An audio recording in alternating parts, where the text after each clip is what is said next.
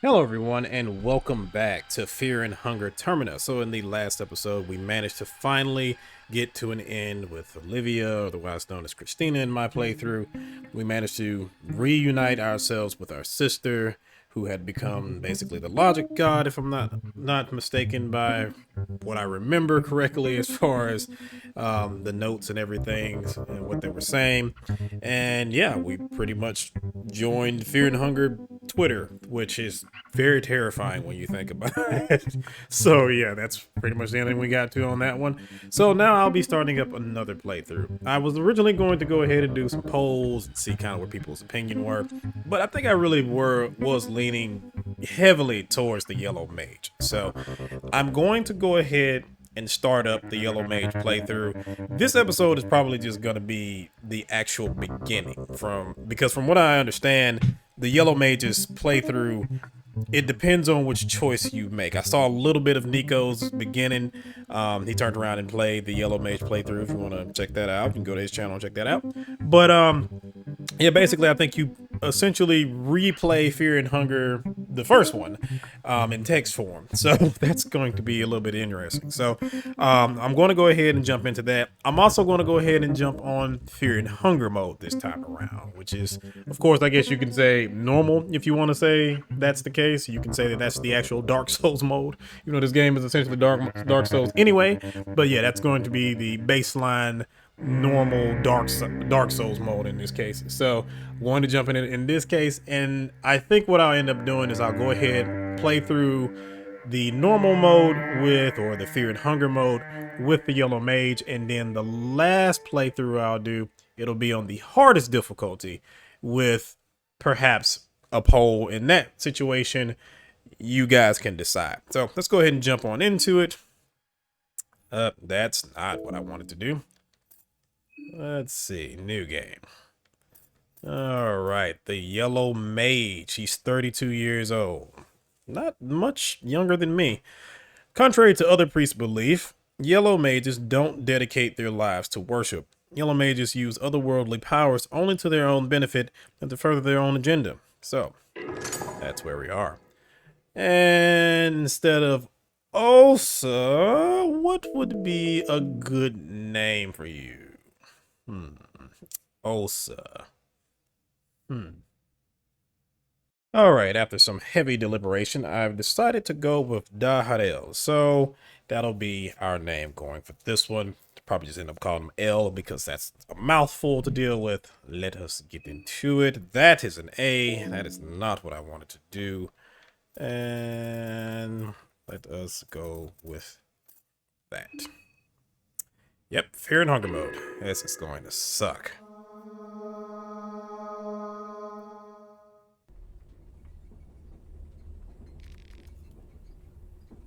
Nope, give me the full text adventure.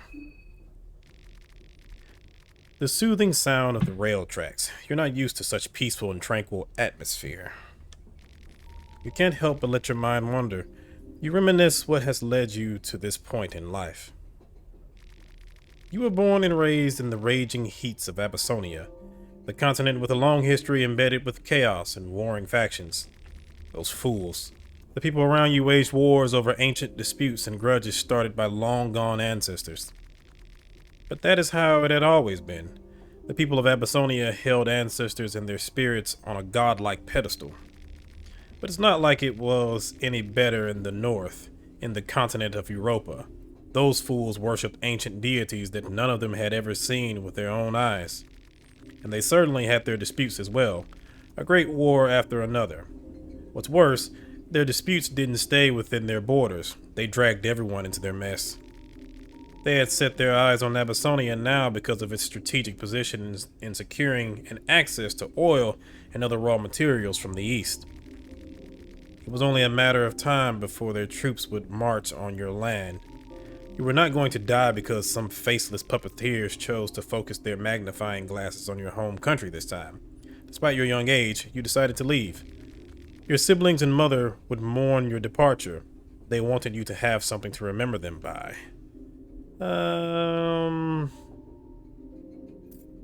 Take your family check, or take your father's memento soul stone.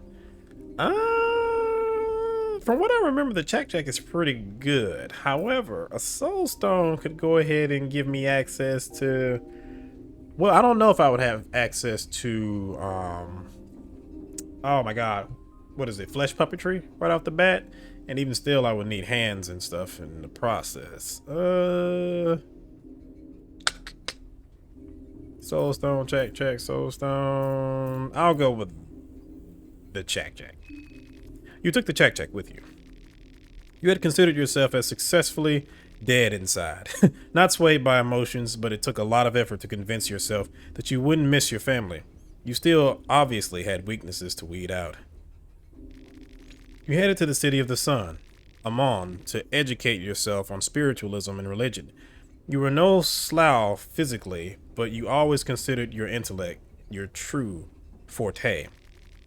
And just like that, you were accepted as an apprentice after some preliminary tests. At the same time, news about the Great War closing Abyssinia's borders were all they could talk on the radio. Amon was far from the borders, and it would probably remain safe for a good while even after a war broke. You figured you still have plenty of time to learn at the temple and leave the country before it was too late. At the Temple of Amon, you were given a choice to learn various different schools of spiritualism. Learn of worship in Europa, learn magic from the Eastern Sanctuaries, learn methods of your home country. I'm going to learn magic from the Eastern Sanctuaries. You learned pyromancy trick. You were talented and praised for your quick learning at the temple, but that came as no surprise to you. You knew you were smarter than most of those old geezers. They only possessed knowledge you wanted. Once you had that, they served no purpose to you. The more time you spent at the temple, the more pathetic the priest of Amon started to look in your eyes. Religion in general started to look dubious, too, after examining how the world functioned. Most religious doctrines were molded to accommodate the current ruling class. Religion was used as a mere tool to control masses more than anything else. Dedicating your life to worship would equal dedicating your life to kings and queens of the time. You had left your home because you didn't want to die fighting someone else's war. So why would you waste your life serving someone else in turn? Around this time, you found an old scroll from one of the many Amon libraries. The scroll mentioned an old sect of magical practitioners originating from the Eastern Sanctuaries whose worldviews seemed more appealing to you. Yellow Mages differed from your typical priests. Instead of dedicating their lives to worship, gods existed for them. Their force was to be harnessed to further one's own personal growth and agenda. Instead of finding order from the commandments laid out by the older gods, Yellow Mages reveled in chaos.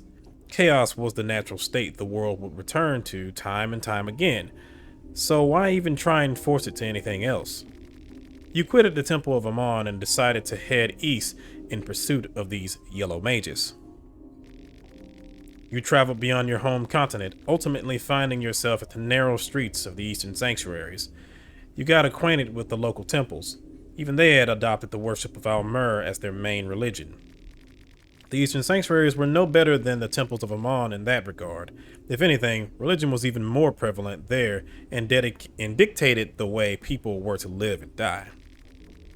You were looked down upon by the scholars and religious leaders of the area because of your very public opinions. That didn't bother you. You knew better.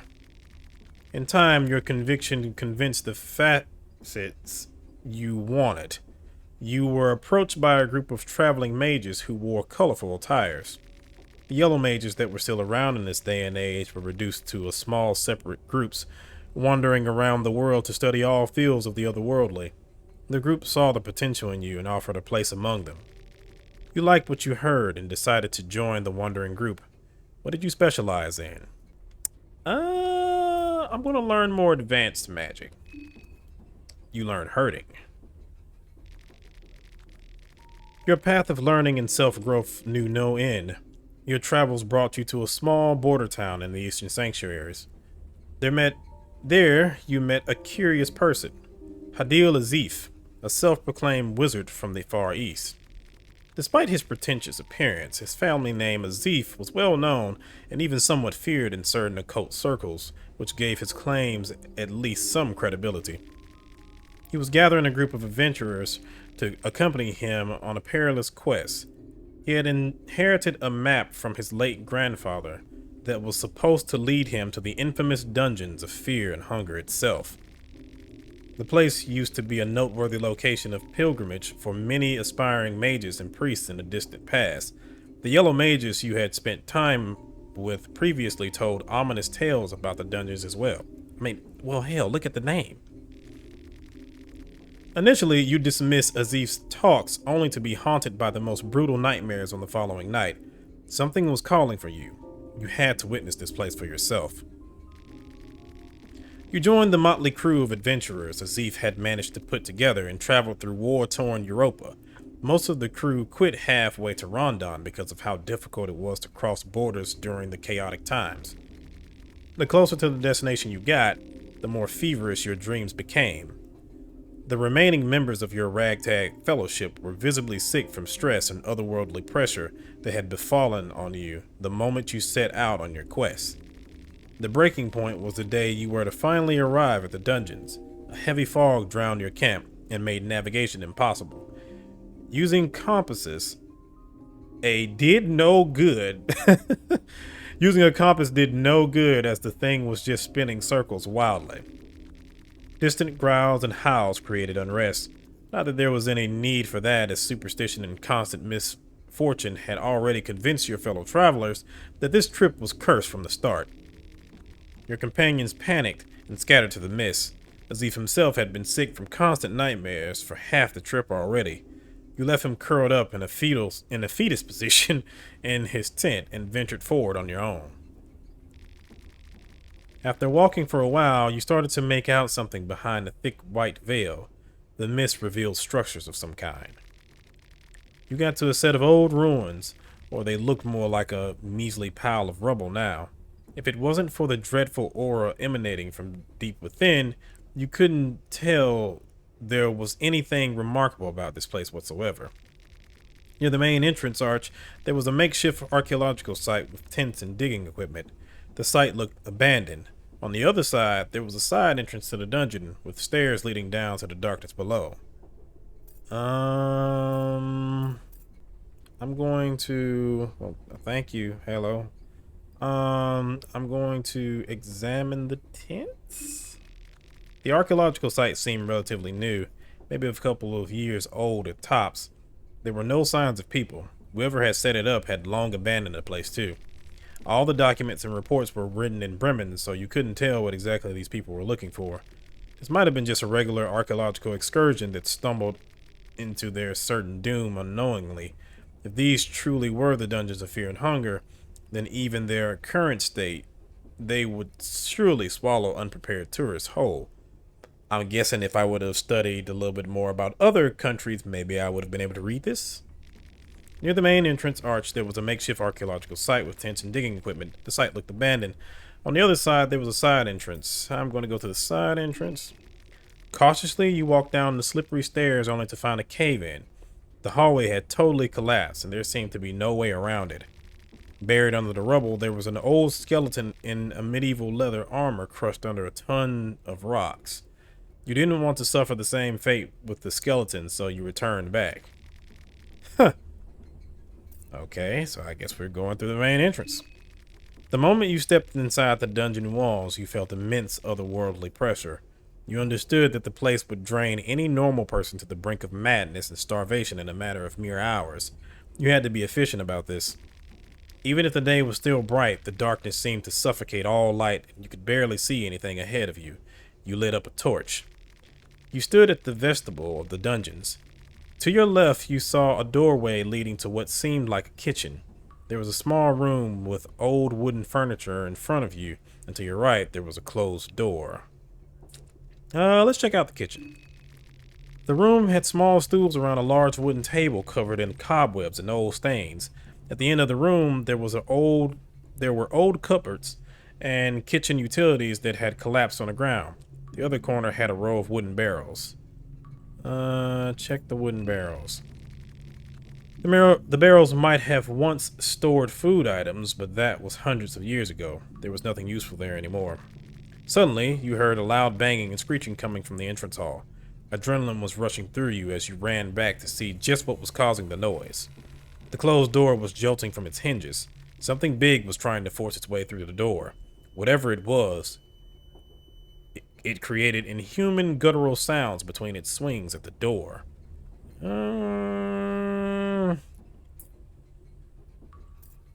Let me hide in a room in front of me? You checked the room for any good spots to hide in and decided to crouch behind a bookshelf. The place gave you a good vantage point while hiding you in the shadows. The door crashed open. You saw a dark silhouette of a gigantic malformed being push from the open doorway. The creature made gurgling noises as it slowly wandered to the kitchen. You used this chance to sneak past the thing to the dark corridor where it came from. Only the creature had clearly gotten used to the darkness as it sensed you the moment you got out of your hiding spot. You charged to the unknown darkness without a second thought. You ran as fast as you could, creating distance to the malformed beast with each step. You couldn't see much in the darkness, but a door frame that had light shining through its cracks caught your attention. You tackled the door open and stumbled to an overgrown courtyard. Quickly glancing back at the dark corridor, you noticed that the beast was nowhere to be seen. You figured that the last rays of the setting sun still kept it at bay. You took a breather and slowly walked across the yard. The grass had taken a sickly yellowish color, and the setting sun created ominous shadows as its rays hit the lone gallows standing at the center of the enclosure. As you managed to focus your thoughts, you realized that there was an additional voice echoing in your head. Something or someone was calling you from the depths of this forsaken fortress. There was something very curious about this echo. You needed to find its source. Not like you had a choice, but to delve deeper as the sun was rapidly setting down, stripping you from the last barrier that kept the murderous beast hiding in the shadows. The courtyard led to another door to the darkness. You pushed forward. You were at the foyer of the dungeons. The hall was large. To your left was a laboratory. To your right, there was a long corridor leading to total darkness before you rose a large stairway up. Oh, and before you rose a large stairway up. I kind of want to check out the bathroom, but... And this seems like death. Check out the stairway. Let's check out the stairway. Yeah, I'm going to check out the stairway. The wide stairway led to an old Almerian sacrificial altar with a skeleton crucified to it. Next to the altar, there was a side path leading deeper inside the fortress. Examine the altar. The altar was a typical ritual crucifix used to worship Almer, the Ascended One. A sacrifice would be put on the cross, and their blood would slowly be drained for days to come. Traditionally, such rituals were used for protection. Almer would look after the immediate surroundings for as long as the blood was running down the cross. The last sacrifice this cross saw must have been this skeleton. There was no blood dripping from the cross anymore, so no protection from Almer either. Let's check the side path. The path was a narrow corridor crudely made from misshapen bricks and stones. It looked like the floor had collapsed at certain points, but you were able to hop over the trench with ease. A large room opened up before you. The room stood out with its finer decor, spiral floor tilting, and its many bookcases covering the walls. The south end corner of the room had a small doorway shrouded in darkness. The north end corner was more dilapidated with its caved-in ceiling and all. Search the bookshelves. Most of the books that were still left had been growing mold for hundreds of years, but there was a handful of manuscripts that appeared surprisingly new. These are pretty good. I think I'm gonna get Sylvian because I do need to heal, and I seem to have had no issue finding Gringorth and Reher's skin Bibles, so Sylvian. You got the skin Bible, Sylvian. The manuscripts all seem to be part of a bigger compilation, and you would have loved to have all of them with you, but you had a job to do and you couldn't burden yourself with too much extra luggage. A large room opened up before you. The room stood out with its finer decor, spiral floor tilting, and its many bookcases covering the walls. The south end corner of the room had a small doorway shrouded in darkness. The north end corner was more dilapidated with its caved-in ceiling. Should I check the doorway or return to the foyer? Yeah, the doorway is shrouded in darkness. I don't feel like I should do that. So let's return to the foyer. You walk past the collapsed floor, past the sacrificial altar, down the stairs, all the way back to the foyer. You were at the foyer of the dungeons. The hall was large. To your left was a laboratory. To your right, there was a long corridor leading to total darkness, and before you rose a large stairway up. Let's check out the laboratory. Your torch lit up a row of grimy old toilet seatings. Old blood stains were mixed with what looked like semen. You wondered how and why you knew such an exquisite little detail. Jump down the toilet hole. We know exactly where this leads. I don't think there's a need to investigate the toilet. I'll probably just end up getting sick. So I'm gonna go back up the stairway. And I am instead going to the side path. And then I'm going to check this doorway. Your torch slowly lit up the small room and revealed a wooden desk with drawers, a carpet that was from Eastern sanctuaries, judging by its patterns, and a partly eaten corpse that seemed to be part of the archaeological expedition. Search the desk. The desk was trashed. Someone must have searched the desk. Most of the valuables had been looted a long time ago already. Opening a drawer revealed only old and dusty letters of no importance. The bottom drawer, however, seemed to be stuck. Force it open? You kicked the drawer a couple of times and managed to force it open. A lucky coin rolled out of the drawer. Really? Faint whining and moaning could be heard from the partly eaten archaeologist. The corpse was trying to get on his feet. As it stumbled up, a group of keys fell from his lap. You pick up the prison keys. Slowly, one step at a time, the ghoul approached you with his mouth stretched unnaturally open. Yeah, ignore it and return to the foyer. You backed away from the room, yet the ghoul kept on following you.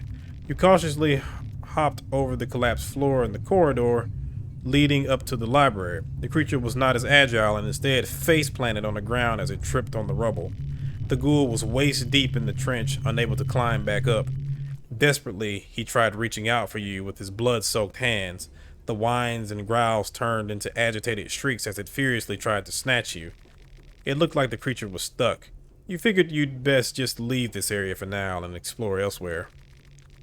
Alright. Back at the foyer now. Let's check out the dark corridor. Your torch slowly pushed away the darkness as you advanced towards the unknown. The further you got, the stronger the echo inside your head became. You couldn't make out words clearly, but this was definitely the right direction to head. A larger room opened up behind a set of rusty iron bars. Your torch revealed human-like figures that stood still just beyond the radius of the light. Upon closer inspection, you noticed that these figures were medieval Iron Maidens, human-shaped torture devices that had seen practical use judging from the old stains that had formed from the seeping blood of their victims. The room had numerous other torture devices as well. Most of them would probably be inoperative in this day and age. Among them, you saw an old reinforced chest, and at the back of the room, you saw a corridor leading to the cells. Let's check the chest. The chest looked old. It might as well have been medieval for all you knew. As you tried opening it, you realized the lock was still fully functioning. You couldn't open it without a proper key. You felt a cold draft run across the chamber. The draft seemed to be guiding you towards the dark corridor at the end of the room. Sure. Loud creaks and groans could be heard behind you. Something big had just entered the foyer. You figured it must have been the malformed archaeologist from before. The sun must have set, which made it possible for the creature to advance through the courtyard. The creature must have had your scent as his footsteps clearly closed in on you at a rapid pace. You had to act fast. The corridor that opened up was a long one, with multiple cell doors covering each side. At the end, there were large bars sealing off a staircase. Only a rusty old lock stood in your way towards the deeper darkness.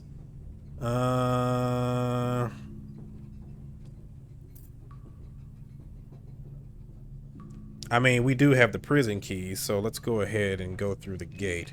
You heard the creature trash the nearby torture chamber. He was right on your heels. You couldn't see him in the darkness, but you could sense his intense hatred homing in on you. The gate was locked with a reinforced lock. You tried to remain cool as you hoped for the prison keys to work. The beast was already charging towards you as you opened the gate and slipped inside, only seconds before the malformed monster smashed against the bars. Violently, the creature tried to reach for you while making low grunt noises from his swollen throat. The bars in the gate seemed to hold the beast for now, but you didn't want to stay and find out whether the thing could eventually break in. Instead, you took the stairs deeper to the darkness. The thought crossed your mind. If darkness had twisted those poor sods to become mindless beasts, would the same fate await you if you stayed at the dungeons for long enough? The stairs became sticky from the old gore and blood the deeper you got. The air was stale and had a rotten smell to it. The voice inside your head got louder. You still couldn't make sense of any words, but it was definitely calling for you. Deeper. You had to get deeper, that much was clear. You entered a huge chamber full of partly buried skeletons and rotting corpses laying about. The ground had a thick layer of dried blood and filth, which had accrued around the chamber walls over the years. Each step you took echoed to dizzying heights. You couldn't see the chamber ceiling, the walls just rose up forever to the darkness. There were two staircases in the chamber. One led to the ground level you had just escaped, while the other one led to the lower levels. In the middle of the chamber there was a rather new-looking wooden contraption.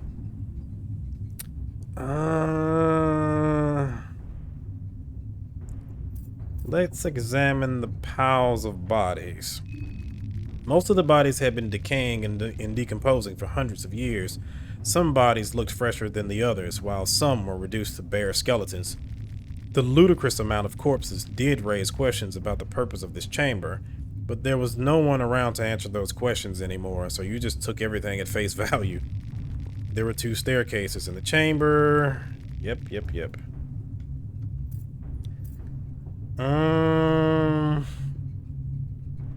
Examine the contraption. You didn't notice the gaping hole at the center of the chamber until you got close and your torch lit up the surroundings.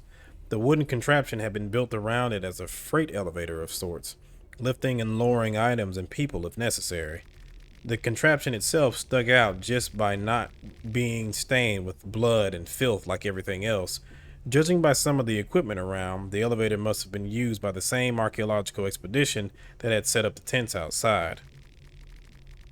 You could have used the contraption yourself too if you had some rope with you. Okay. So I guess we're going to head further down. The stairs leading down were sticky with the grime like everything else in this chamber. A cold draft moved you along to the chasm that awaited you at the bottom. A giant underground ravine opened up before you.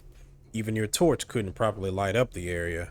There were iron grid platforms suspended above a seemingly bottomless chasm. The platforms were mounted on cavern walls and linked together with a shaky-looking bridge. The side you were on had a few individual prison cells in a row. What awaited you on the other side of the bridge was shrouded in darkness. Oh, God.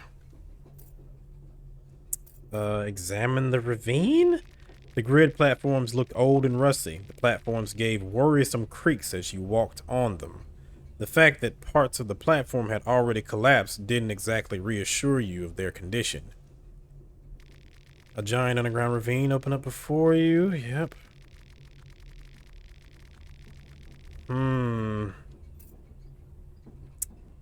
Let's check the prison cells first. I'm a little leery about going over this, but I mean, the only other option is going back up and dealing with that monster.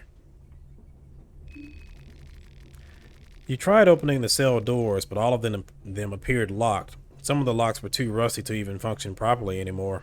There appeared to be no way inside the bars. Not that you missed anything important. The torchlight revealed just regular prison utilities like piss buckets, chains, and a couple of skulls belonging to previous residents. Alright, I guess I'm gonna have to cross the bridge now. Great, fantastic. Walk over the bridge. You cautiously walked up to the bridge. Just putting some weight on the thing caused a couple of nuts and bolts to fall down to the endless depths. Oh, great. You braved to cross it.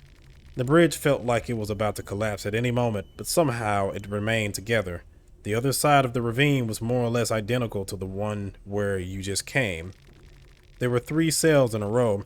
At the end of the platform, there was a corridor leading from the ravine back to solid ground. Check the prison cells. All the cells were locked. One cell in particular caught your attention. There was a huge naked creature inside. Its features looked human, but the person had been at least 2.5 centimeters tall. 2.5 meters tall, if not more. The upper body of the thing was shrouded in darkness. For a moment, you thought the creature was still breathing, but you figured it must have been just a flickering torch creating illusions. Surely. You walked away as quietly as possible, regardless. Oh, fuck.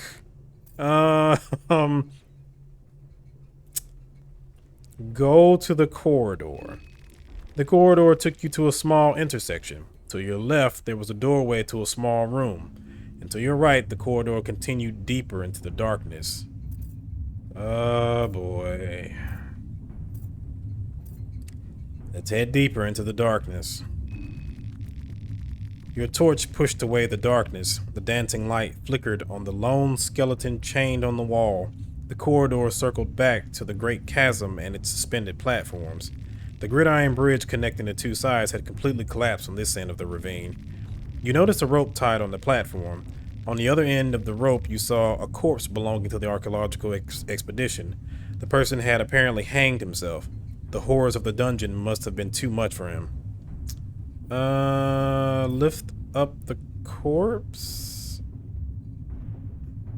Yeah. You pull the corpse up. You were right in your assessment. The person had modern clothing that looked like that of a stereotypical Western archaeologist. The person had nothing of value. You did pick up the rope, though. Okay. So, I guess I need to head back and I can use the pulley thing? Your footsteps were the only thing echoing in the air, apart from the occasional water droplet heard in the distance as you headed back. There was a doorway to a small room on your right, and in front of you, the vast open area of the cells. Should I go through the small door? Because I feel like the small door might take me to the thing where the thing is. But let's try it. You were standing on a gridiron platform that was suspended above the dark ravine that opened up below you. The bridge that had linked the platform to the other side had collapsed entirely with the crow. The side you were on had a few individual prison cells in a row. Oh, okay. This just takes me back up. Return to the upper floor chamber. As you walked back up, you once again heard the echo inside your head. This time you could almost understand some words. Deeper. You must delve deeper. The correct path must have been somewhere at the bloody chamber. There were 2 staircases in the chamber. One led to the ground level you had just escaped, while the other one led to the lower levels. In the middle of the chamber, there was a rather new-looking wooden contraption. Examine the wooden contraption. The wooden contraption had been built around the gaping hole in the ground. We've seen this. Now that I have a rope, can I fix this? Use the rope. You tied the rope tightly to the wooden beams and threw the loose end down to the pit. A cold draft could be felt coming from the depths below. You headed down. You climbed down the claustrophobic bloody pit. The pit opened up, and the area that revealed itself was even more open than the ravine upstairs. There was a huge cavern beneath the fortress ruins. The rope ended up on top of a crashed wreckage. An iron cage had crashed on the rocky ground from the pit you came from. A closer inspection suggested that it was an elevator of some kind. Needless to say, it wasn't functional anymore. You stood on solid ground next to the wreckage. The cavern was huge. Your torchlight left you standing in the middle of the darkness with no points of interest apart from a makeshift campsite with a couple of tents and some archaeological equipment.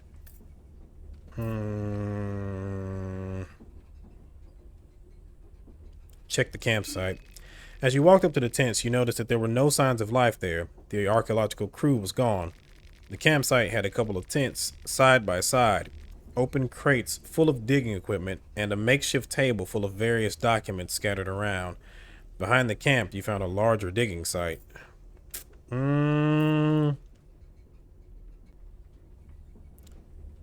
Check out the tents. The first tent had sleeping bags and clothing scattered about. Among the useless junk, you managed to find 5 matches. The second tent was mostly the same story, except that there was a collection of archaeological findings on a table. After your initial excitement, you noticed, however, that those findings were only run-of-the-mill artifacts, pieces of broken vases, and other trinkets of no use. Among the junk, you picked up an ornament lantern, so I can throw that at somebody. Okay. Let's check out the documents. The documents were written in Bremen, so you can... crap. There were some very official-looking papers among them, which suggested that the expedition orders came from someone high up in the Bremen office, maybe even from the Kaiser himself. A report documented each item found from the digging site. There were pictures of the said items etched on paper. The items looked mundane for the most part, but all of them had carvings on them that were unlike anything you had seen before. It didn't match with any culture you were aware of. One document caught your interest especially. It had a sketch of a cubic object with various ornaments and sigils carved all across it. That the cube depths, Something about this item raised the hair on your arms and made you sick to your stomach.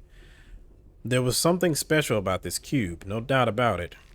The campsite had a couple of tents side by side. Okay, let's go to the digging site. The digging site was bigger than how it looked initially. The site expanded to the nearby cliffs with a wooden platform leading down to the dark chasm. Let's go down the wooden platforms. You descended down to the dark depths. The echo inside your head returned once again. Misguided soul, can't you hear my call? The words were clear this time around. Good. Finally. The voices became ever more clearer. The archaeological crew had been digging deep and revealed something that should have stayed hidden. Ancient structures could clearly be seen protruding from the rocky surface. The structures looked almost like the remains of a city from another time. The wooden platforms took you straight to them, and a ladder was set to lead you inside what looked like a temple of some other place of worship. You climbed in. Most of the temple was dilapidated by that time, but you could still spot some murals on the walls that depicted rituals and gods not known in this day and age. Even if you only witnessed glimpses of something larger, the scale of the building already impressed you. It was unlike anything you had ever seen.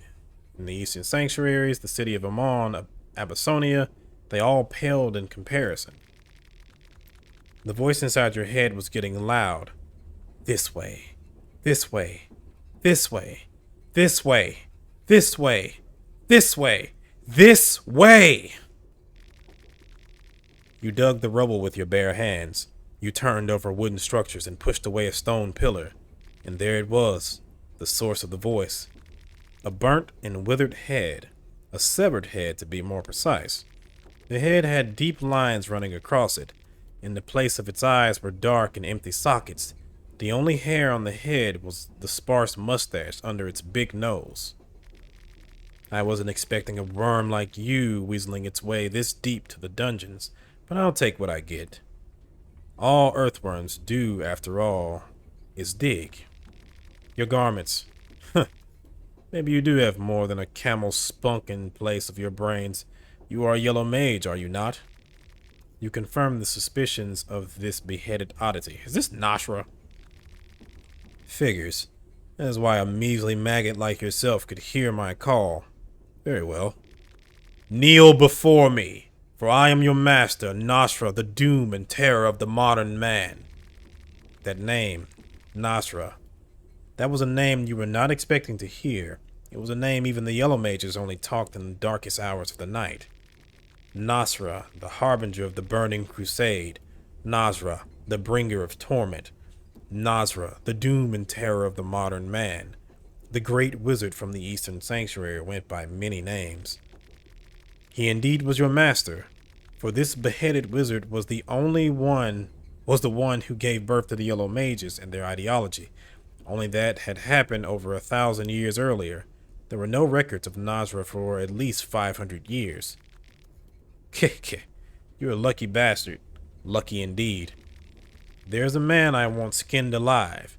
After that, I want to rip off their spines, those maggots. They will slump before me, limp and feeble. Your master seemed to be surprisingly up to date with the twists and turns the world had taken since his absence. He had a mission for you. As a Yellow Mage, you were supposed to follow your own ambitions and greed, but there was a lot you could learn from this death-defying wizard that could further your knowledge on dark matters greatly. You decided to play along. You were sure that this terror of the modern man was perfectly aware of your reasoning too. That was a typical relationship between a master Yellow Mage and their apprentice, after all. Sith Lords. You are to travel to a small country in the eastern Europa with the beheaded wizard, to a town called Prehevel. Your master promised events of cosmic proportions. The stars were aligned for something big to happen, something that would turn the tides of the world for good. The head left out details from his story on purpose, but that did little to bother you. You had just jumped to the deep end of the otherworldly world. You couldn't have asked for more. With this little information about the task at hand, how did you prepare for the trip? Magical goods or medical goods, or stock up on food. This is the fear and hunger mode, so I might actually need some food.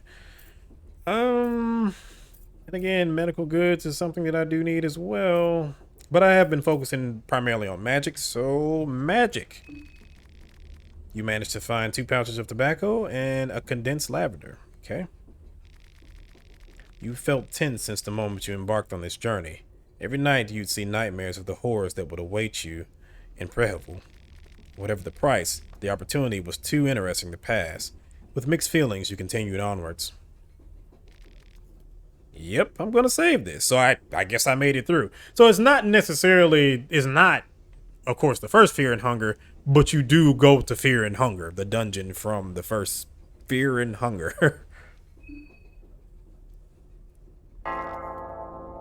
No, let's not skip the intro. Maybe there'll be some slight differences or something this time. Here's a little girl with red shoes. You feel like someone was watching you while you slept. You hear voices echoing from the beheaded wizard. We're in his radius now. Better not let me down now. So is he going to be talking to me the entire time? Excuse me? No answer. Okay. Alright, so we're back into it now. Okay. Cabin seems pitch black. Is there anything here? No. Salaryman, do you know anything? Excuse me. Nope, you're asleep. 2 shillings. Means fuck all to me. No pamphlet. That doesn't appear to be anything interesting printed on it. Okay. Pamphlet, oh pamphlet, oh pamphlet. Bunch of suitcases. Not a whole lot of there so far. Please don't be shillings. Green herb. That's nice. Okay. Those are just pamphlets. 303 ammo. Okay.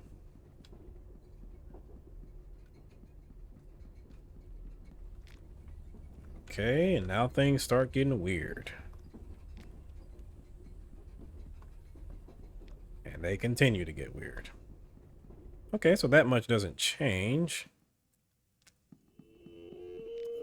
You. I've been looking for you everywhere. Just where did you think you ran off to? Don't you understand the hurry we're in? Get your hands off me. Yeah, a feisty one. The eyes of the janitor bulge out from their sockets as his expression intensifies. We can do it the hard way, too.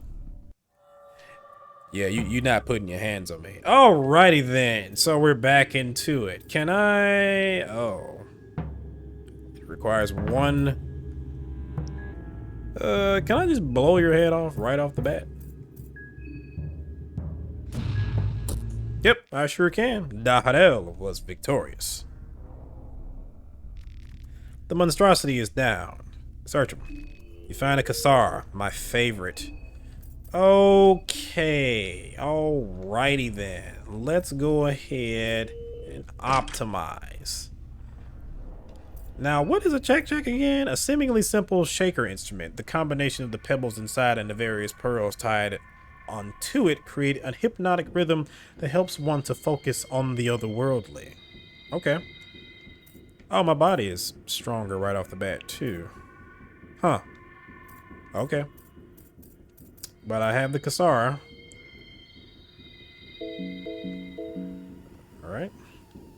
Oh, okay, so that's the... I'm guessing that's the staff thingy that he has if you ever fight him. Tables full of cubes. Yada yada. Not a lot of there. So is this supposed to represent, like, them trying to recreate the Cube of Depths? So many questions. But hopefully we'll get more answers this time around. Alright, let's go on ahead out of here. Your head hurts. You feel like you're losing your mind. Hello, gods. How are you doing? Going to join you one day, perhaps.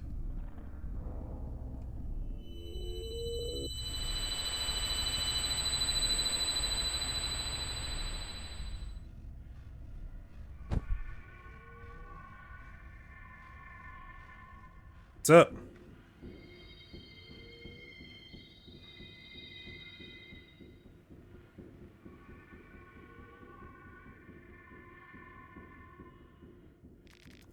Ah, there you are. The moon. It must be the moon god, you ponder. You've read some vague tales about it during your time at the Amon libraries. Okay, see, I like this. I like the fact that there are little, extra dialogue thingies depending on which character you play. Got you pulled out from that nasty place. You were going deep into that rabbit hole. Now you are safe under the beautiful green hue of the moon. Is this real or just a nightmare? Oh, it hardly is a nightmare. You just need to adjust your perspective accordingly, and it will be anything but a nightmare. Since our words could not possibly reach my master, I speak in his behalf. And who might my master be? Well, for now, let's just say that he is the delinquent one, Reher, the trickster moon god. You knew it.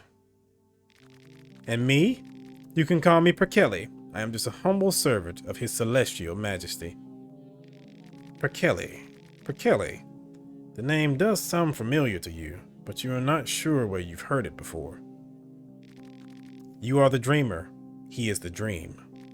My master has invited 14 of you to join us in this jubilee of cosmic proportions. 14 candidates, but only one true victor. The Festival of Termina is upon us.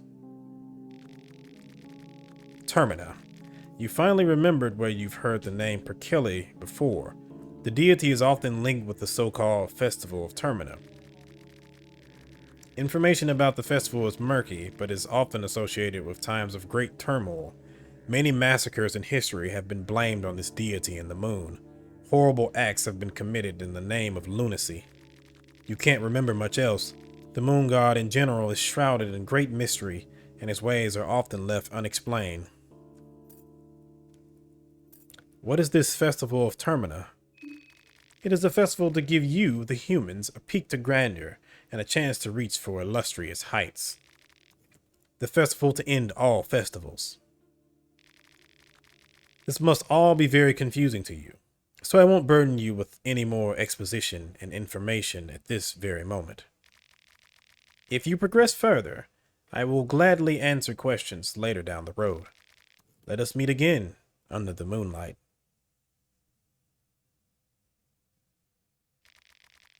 You hear voices echoing from the beheaded wizard.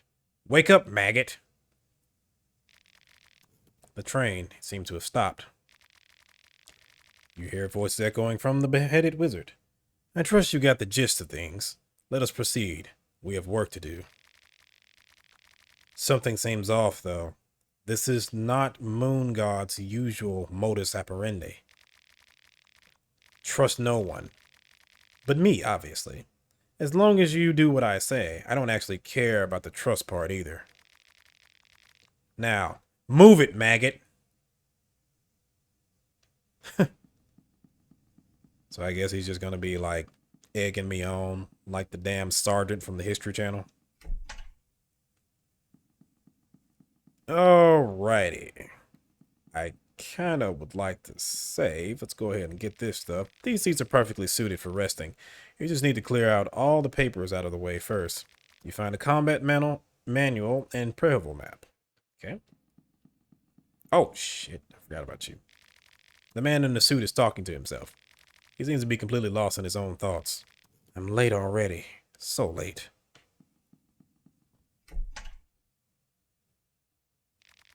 So that must be the best course of action for now. You interrupt the discussion.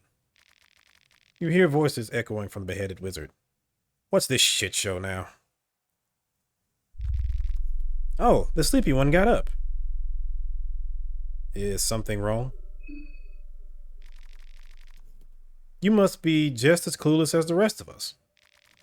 The train left us all here, at the outskirts of the city. All the train personnel, everyone, gone. No explanation. I see. That's troublesome.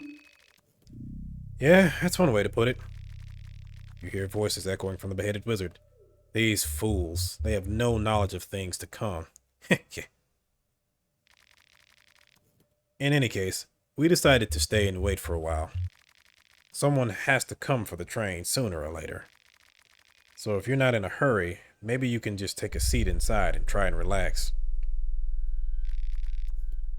Your outfit, it looks interesting. Who are you? I mean, I'll continue to be nice, but there are going to be a lot of people dying. I'm Dahedel. You hear voices echoing from the beheaded wizard. You are their doom and torment, an embodiment of chaos, a pupil to the terror of the modern man. My name is Marina. But a child trying to play with magic. Pathetic. My name is Olivia. Lovely to meet you all. A poor sod, a measly librarian waiting to be devastated.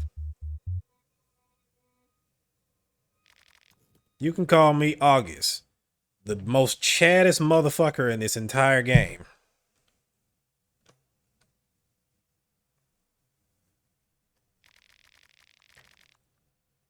Keep an eye on this one. Yep. My thoughts exactly. Karen Sawyer, a journalist on duty. I already sense this bitch is an arrogant piece of filth. I mean, she was kind of annoying. Just a tad. Really want her to die. Hey, I'm Henrik. You hear voices echoing from the beheaded wizard. A weakling with no remarkable features whatsoever. Wait till you get those horns.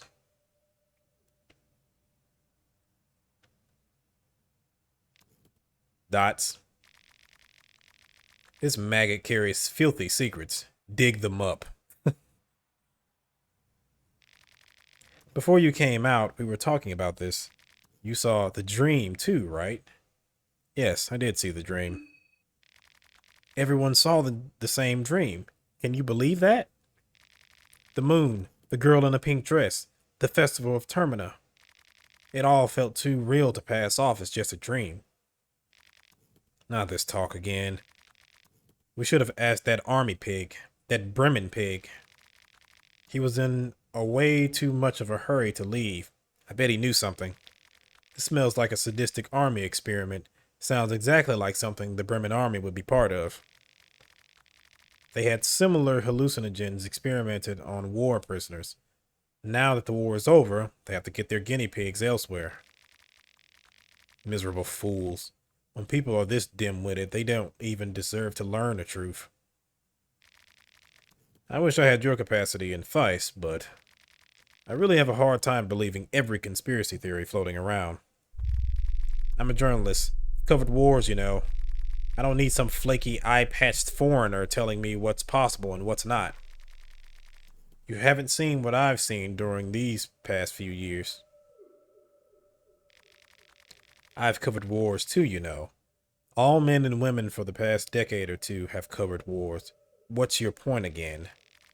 I've seen my fair share of hallucinogens as a doctor, and I can tell you from a first-hand experience that there are no known chemicals that create visions that vivid.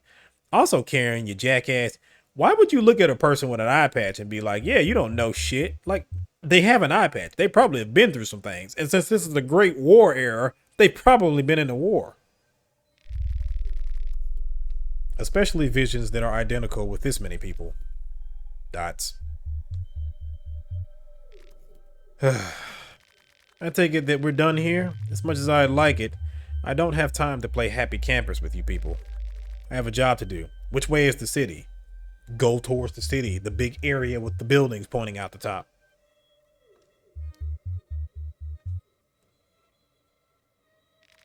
Look up. Look up there over the forest top.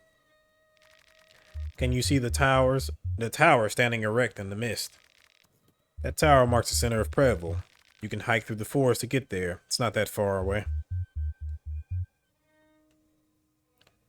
And here we go.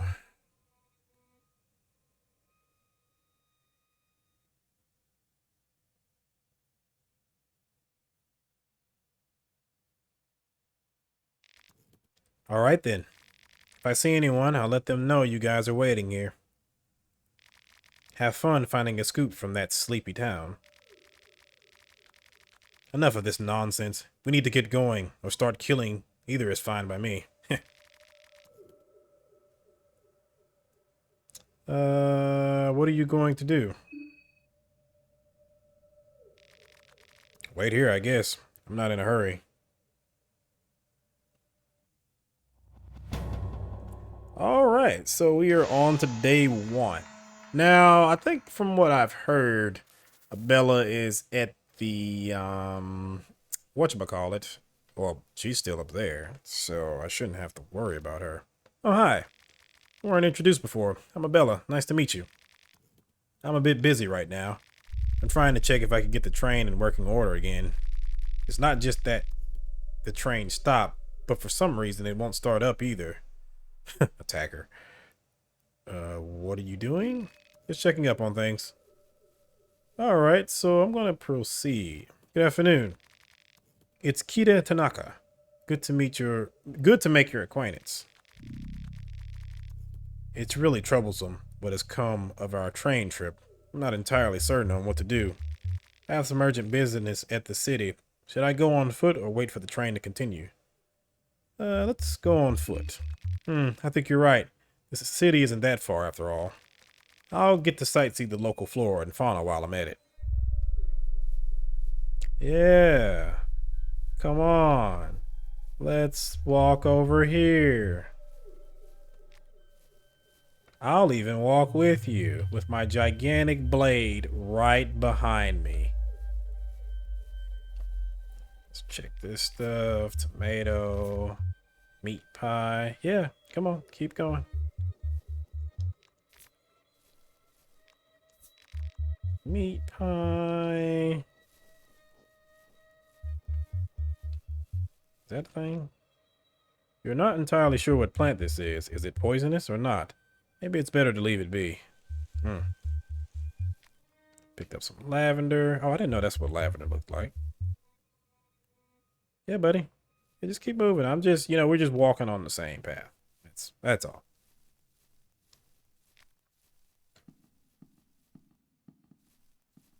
I'm gonna kill him as soon as he gets to the next screen.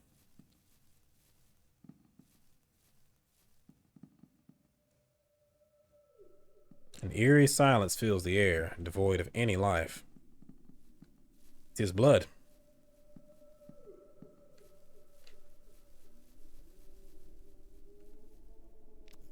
Dots. But what is that? What on earth is going on? They're dead. Yeah, they sure are. What? Now you're attacking me? Yeah.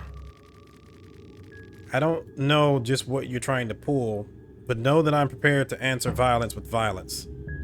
I'm sure you are, Tanaka. I'm sure you are. My arm! You cut it! I sure did, Tanaka. I sure did. Sucks how that happens. Ow.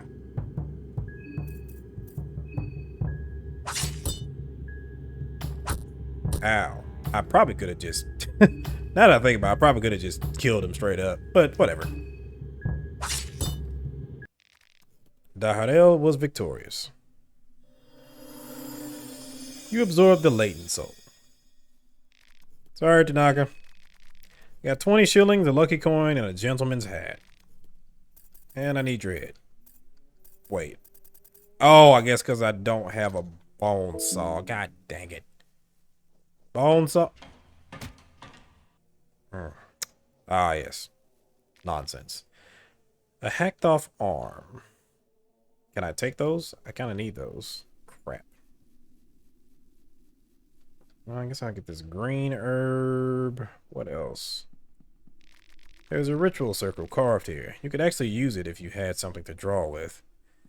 I guess I'll save that for later. I'll be back for your head, sir. Let's see. We got a green herb up here.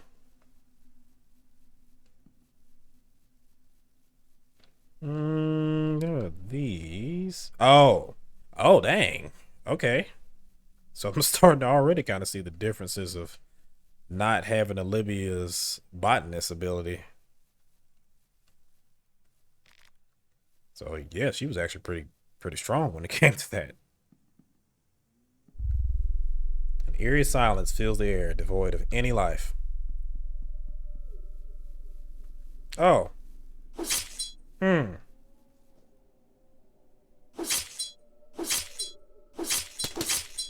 Yikes. Termina is upon us. You're not gonna... Okay, yeah, you are gonna bother me. That's fine. It's perfectly okay. I'm just gonna be about my merry old way. Alright, let's head into the city. This should be fun. You hear distant screams and ramblings. You're not alone. Sure am not. Let's see. 303. Oh crap. That's right. I was supposed to head to the bunker. I kind of need to get around, old buddy, in order to do that. Paprika, hey buddy. You don't see me. You don't see me. I wonder if I can kind of juke him. I think I could probably juke him. Because if I can get around him, then I can turn around and I think I can avoid those dogs. Yep, sure did.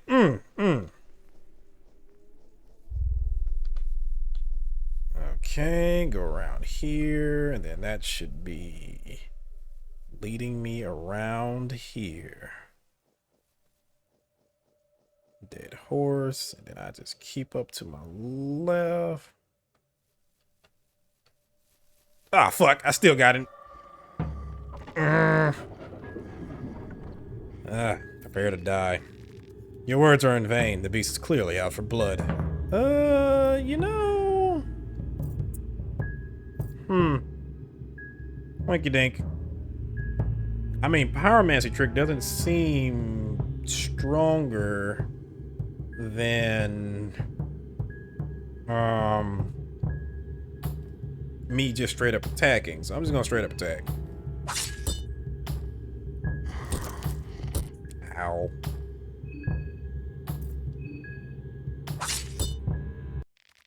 Two hits.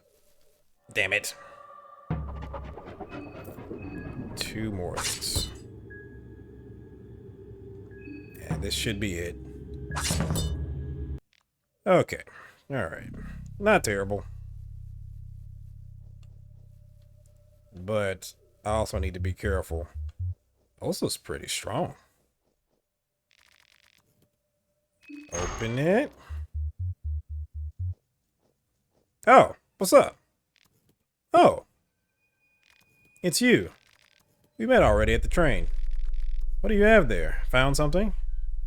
I found this hatch. Hatch in the middle of nowhere? Seems a bit suspicious, no? Interesting, at the very least. How about we hop in and see what's under there?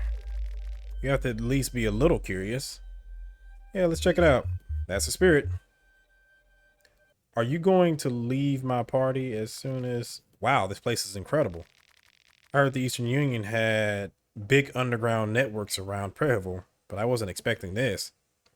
Where did you hear something like that? Oh, yeah, it was on a newspaper a while back. It's close to my line of work, so obviously I keep an eye on articles like that. Close to your line of work? You like a mechanic. How about we continue deeper? You don't get to say a word, but I'll be traveling with you for a while now. You're more than welcome. Can we leave now? Okay, cool. All right, so we are gone, and I can head into the city. Do I have any... So I don't have any healing items. Just food stuff. Okay, I mean, I guess that's fine. I kind of want to find a save point right now, but I've also heard many other things about what can be seen on the first day. So let us see. Let's get this. Red herb. Goat hoof. Don't know what I can do with that, but alright.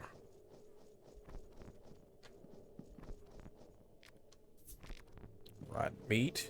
Oh shit. Smoky.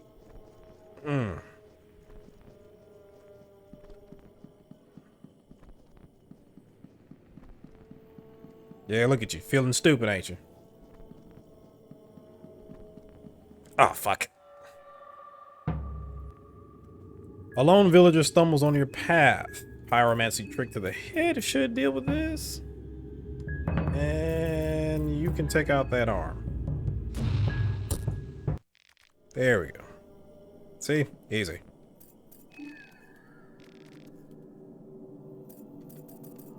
Was that sound like an actual just background noise sound, or was that like something I should be worried about? The atmosphere is getting heavier and heavier. Okay. Oh, great. That means I'm going to have to kill everything down here. It feels so weird not having to worry about, you know, equipping my wheelchair and stuff. Hey, buddy. Okay. Great. Pyromancy trick.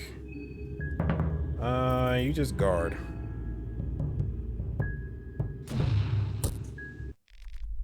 Alright. I am going to have to be a little wary about that, though, because I don't want to turn around and use up all my mind right off the bat. But I wonder why the mind... Oh, it recovered because it was in that fictional dream realm thingy or whatever. Okay. Coat Grimoire. Tis an altar. Take the bone saw. I'll take this arm. I can go back and get to Naka's head at some point. Tails. Oh, it must have sensed me using... Oh. Hey, are you okay? Dots. There's Levi. Gonna have to deal with him at some point. I don't even know if I really want Levi in the party. I mean, I guess I could just save him, but... Yeah, I don't really know if I want Levi in the party, since if he's in the party, it's mean I'm gonna have to deal with him being a drug addict. Okay, nothing in there that's useful. That's probably just rotten meat, so I'm not going to deal with that. Okay. Mushroom. 3 matches. White vial. Egg. Fly amanita. Okay, not so bad so far. That's not good. Okay. Meat pie. Golden chanterelle. I don't remember hearing that noise before. Okay. Nobody's here. It's dark. The 4 agents of modern history. Almer. Okay, I don't think I got him in the last round. Tale of Pocket Cat. Really don't want that though. Nothing worthwhile. 17th century poetry. Stack of books.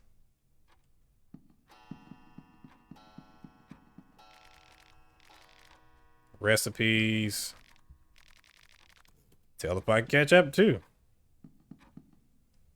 You know what would have been nice? A Book of Enlightenment.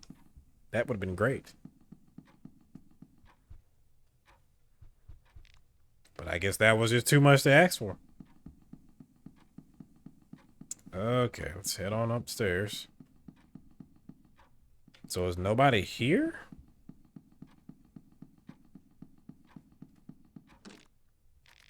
Door is locked. I'm not going to use it yet.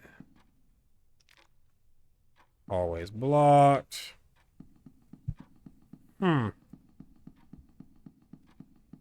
Oh, right. I can, yeah, actually, let me go downstairs. Let's see what's in the basement. Hopefully there are no enemies down here. That would be problematic.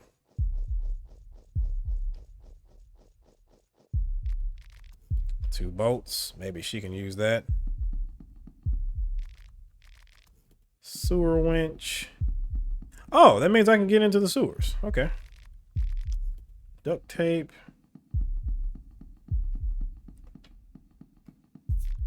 Tomato. There was a lot of food here before.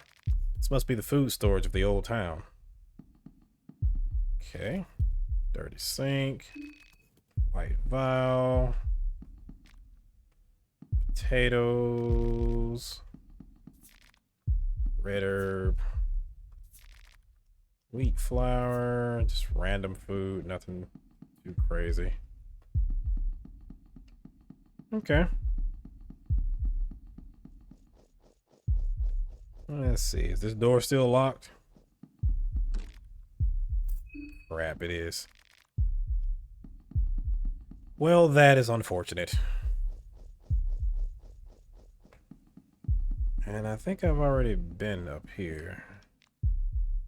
Starting to feel hungry.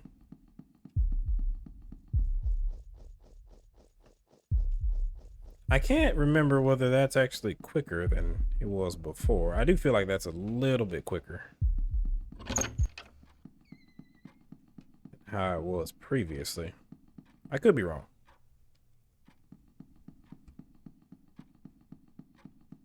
Let that be known that I could be wrong. Okay.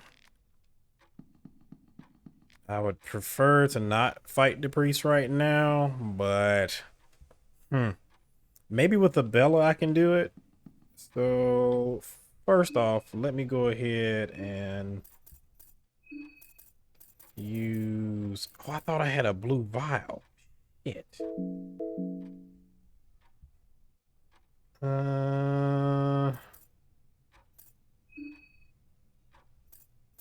Shoot, and then since I'm not a botanist, it's not really helping me either. Man, this is kind of tough. Just kind of right off the bat, this is kind of tough. I mean, 12 isn't terrible, but I would have preferred a little bit more. That's gonna heal 100. And I don't have a pipe for that. So, all right, let's just go ahead. All right, Pyromancer trick. Burn the head. And then you do a wrench toss.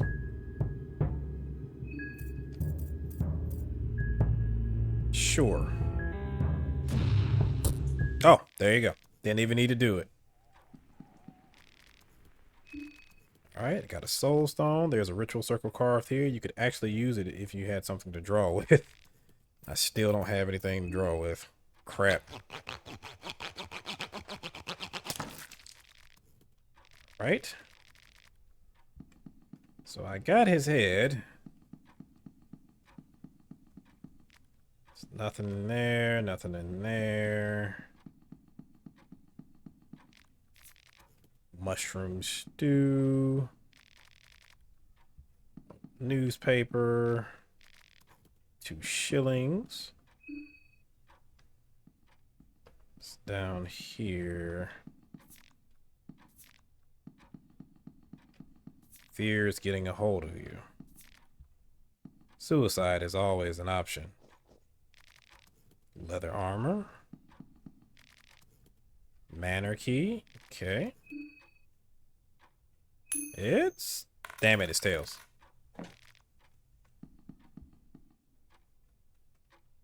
Okay, so the coin tosses are not going my way so far.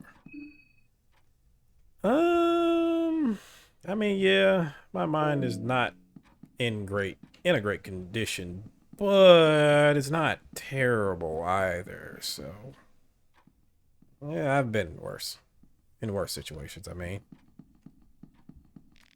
old newspapers are scattered all over the place. Yep, read that. Yeah, let's use the manor key. Book of Enlightenment. Thank you. I'm going to use that immediately. Jesus Christ. Books of Enlightenment. That's 3 books of enlightenments that I've seen in 2 playthroughs now. So, yeah, let's go ahead and use that and we'll save. And then we'll go ahead and pick this up in the next episode. So, Book of Enlightenment, please bless me with your wisdom. The book radiates light in every color of the spectrum. You feel like your journey has just begun, as if your existence since this very moment has been like watching someone else entirely.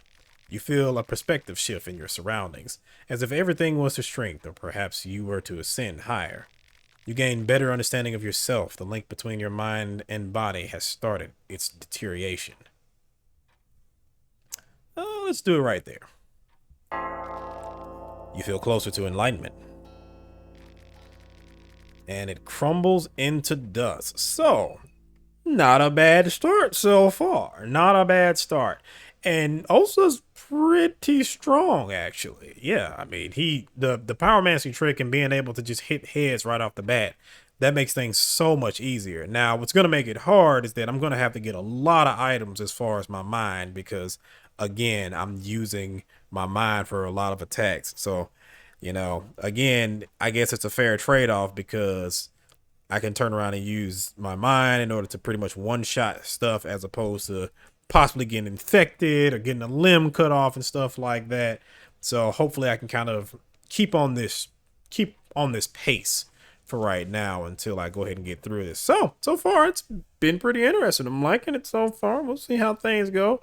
Hopefully Abella won't disappear or anything, but we'll see how things go. So if you like the video, If you want to see more content like this, subscribe. I have a lot of things on the channel and I have many more things coming in the future. If you have any questions, comments, or concerns, please feel free to leave them in the comment section and I will get to them as soon as I possibly can.